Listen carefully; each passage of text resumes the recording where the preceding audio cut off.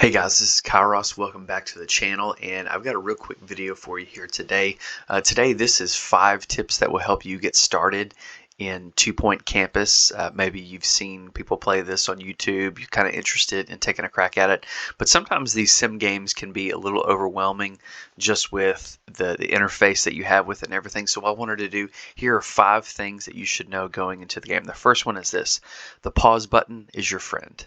Okay, if you're playing on PC, it's the space bar, but pause allows you to basically get the most efficient start in the game. You can hit the pause button and you can begin building the buildings you want to build, putting out vending machines, setting up your dorm rooms the right way, setting up your classroom, lecture hall, hiring the people that you want to. That will put everything in play all at the same time to start. And not only that, but it also gives you the great opportunity to click on each individual student and just see what their needs are. Are their needs being met? What is their current mood? If you feel overwhelmed and you feel like everything's going 90 to nothing, just hit the pause button and you can sort of reorient yourself to where everything's going. The second thing is this: hover. If there's something that you don't know, move your cursor over different things, and that cursor will basically give you the information that you need. Again, whether that be certain students, whether that be the effects that of certain things have. Like, for example, I can hover over the cheesy gubbins machine and it's going to have an effect that boosts food. It's going to decrease the toilet need, probably because cheese makes you constipated, but it'll also lower your healthiness factor. Okay, so that's something to consider. Whereas hover over this hand sanitizer, that's going to boost your hygiene. Here's a coffee kiosk. Okay, decrease toilet need, increase healthiness, increase your drink. Okay, hot dogs, so everything, it shows what kind of effect it has. If you have missions in the game, like for example, here's some requirements. It'll tell you almost exactly what to do and how you should do that. So if you don't know something, hover over it. It'll explain sort of what the game is looking for, and it can point you in the right direction. The next thing that I want to point out is the timeline. Okay, so what we're going to do is, we don't see the timeline yet because we haven't started. We'll go ahead and start. Before we do that, we're actually going to maybe add a course or upgrade a course. We'll upgrade that course real quick. Okay, just so I can. But we're going to start our new year. Okay, and go ahead and get that going. And I'll hit the pause button again. You'll see here at the bottom is your timeline. This is how your school year starts.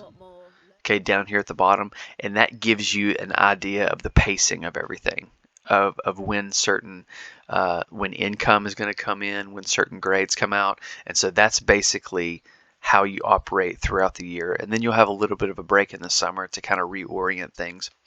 So notice your timeline, but also down here in the right corner is sort of your missions tab. If you're playing some kind of open world RPG, this is basically your missions, where different students request certain things of you, and depending if you can fulfill that request or not, that's going to influence their happiness.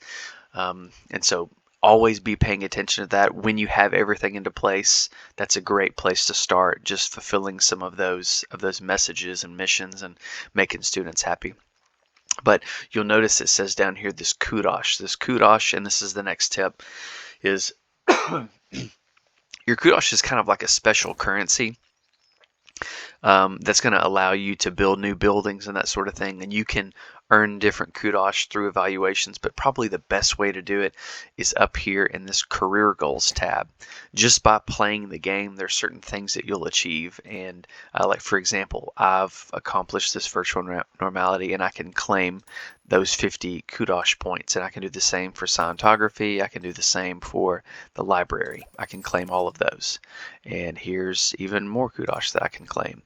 And so that's just a great way to sort of build that up. And again, that allows you to build some of the special buildings that you have in the game. And the very last thing that I would say, so number 1, pause is your friend. Number 2, hover over it if you don't know. Number 3, notice your timeline and your missions. Number 4, know about Kudosh and how to get it. The last thing I would say is just easy tips on keeping up with some of your students and keeping them happy is just by sometimes decorating their dorm rooms, putting up posters, putting in arcade machines, putting in tables, just little things like that that don't cost very much, that don't have much upkeep, have a way of really just boosting their morale and making them happy. So enjoy your first playthrough of 2 Point Campus. I hope you enjoy it. These have been 5 tips to get you going. This is Kairos. Be sure to like and subscribe, and we'll see you next time.